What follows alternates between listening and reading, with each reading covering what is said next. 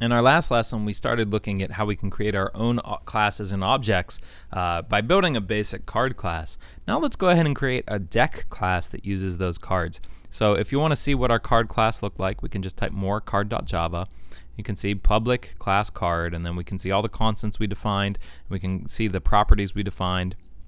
And you can see the toString method that we defined, so we could identify what kind of card this was. And we built a simple test program that just created a card and then output what that card was. So we could see our toString method, and we could see that our constructor was actually setting values within that card.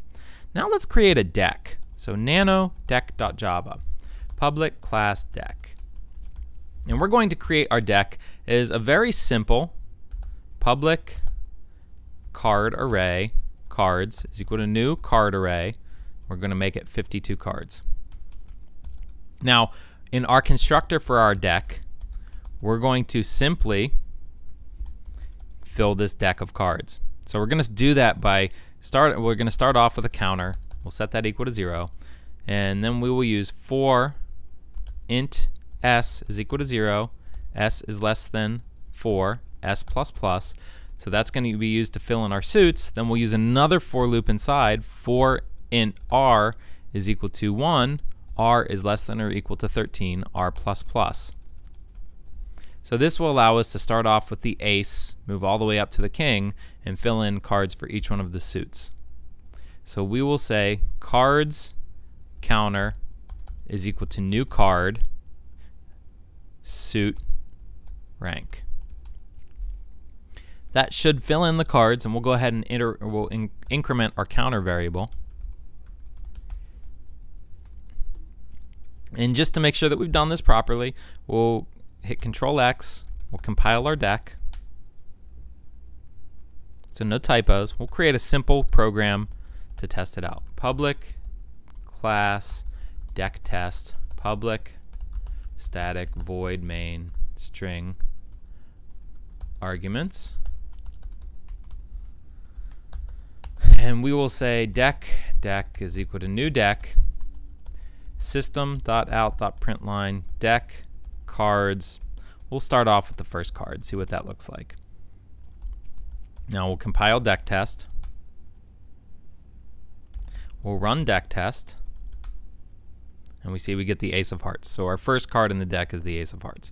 But if it's a real deck of cards, we're going to want to shuffle. We're going to want to eventually take cards away. So let's go ahead and we will edit our deck, nano deck.java.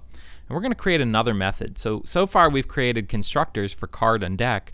We've also created a toString method that returns a string. In this case, we're going to create a method, public, that doesn't return anything. Public void shuffle. Void says that it doesn't return anything. It's just going to do something. It's not actually going to return a value. So in order to change this, or change the structure here, we're going to swap cards around. And we're going to do that pretty easily. Int position1 is equal to int math.random times cards.length. And what that's going to do is going to create a position1 value that is somewhere between 0 and 51. Math.random is going to give us that number between 0 and 1.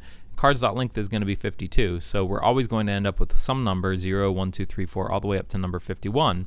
But since it's math.random is never going to be all the way to 1, when we convert this to an integer, it's going to lose any of that additional decimal. So let's say we get 0.99999999999 and multiply that times 52, where we're going to end up with is 51 point something. But when we convert it to an integer, we lose that extra decimal point. So let's go ahead and create a second value here. Position2 is equal to int math.random times cards.length. And this is going to give us a second position for our card. Now we're going to swap these. So we're going to do that first by creating a temporary variable. Card temp is equal to cards position1. And the reason why we do this is because when we set cards position1 to the second card, cards position2, we need to actually be able to use that temporary value. So cards, because we want to set position2 equal to that.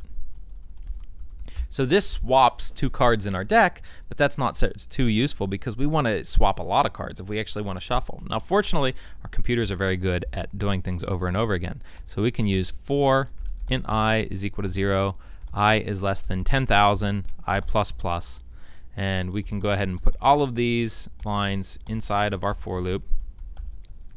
And now we can shuffle the card, or we can swap cards 10,000 times, which should be pretty good. So if we go ahead and exit and we compile our deck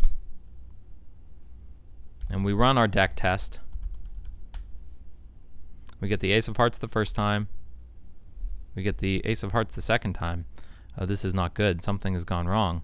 Let's go ahead and compile deck test.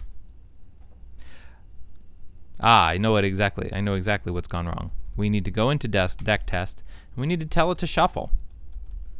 It doesn't know until we tell it. Computers require us to instruct us exactly what's going on. So we'll use deck.shuffle to shuffle that deck. Deck.shuffle calls that shuffle method on the deck object. Now when we run, let's compile and we'll run deck test. We get the 2 of clubs, or we get the king of hearts, or we get the queen of spades, and you'll likely get many different cards than what I just got. Now we also might want to have a way to draw cards from our deck. So we might want to define another method here that retrieves a card. Now we want to know where the top of our deck is.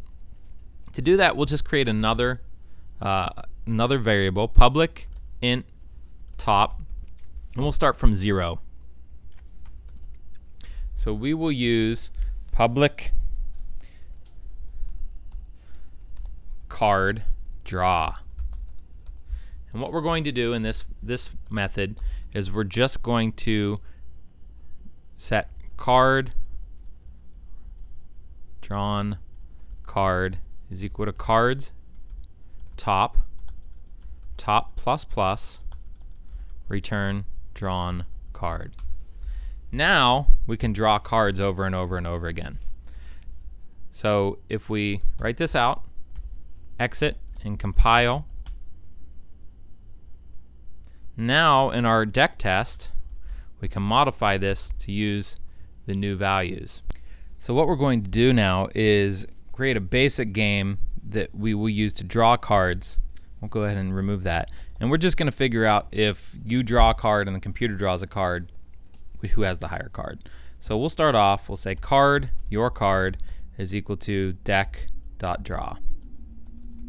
System.out.println, you drew your card. And since we implemented that toString method, we'll just use our card. Now we can use card, computer card is equal to deck.draw.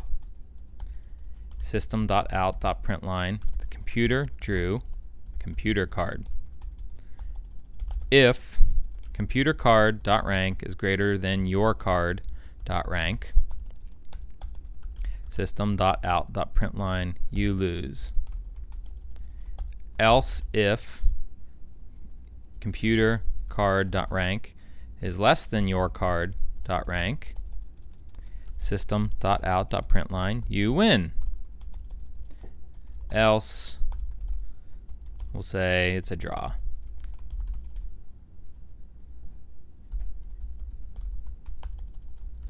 Alright, so now we can go ahead and compile.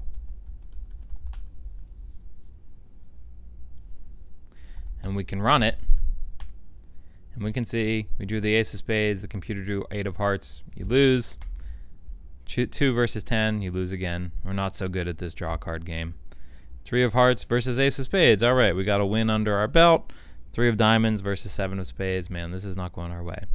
But you can see basically we're able to construct this deck of cards that uses the card class itself that we used. So as we build more and more files and we write more and more classes, we're able to build up more and more capability. I hope you enjoyed the video, and thanks for watching. Don't forget to practice your coding.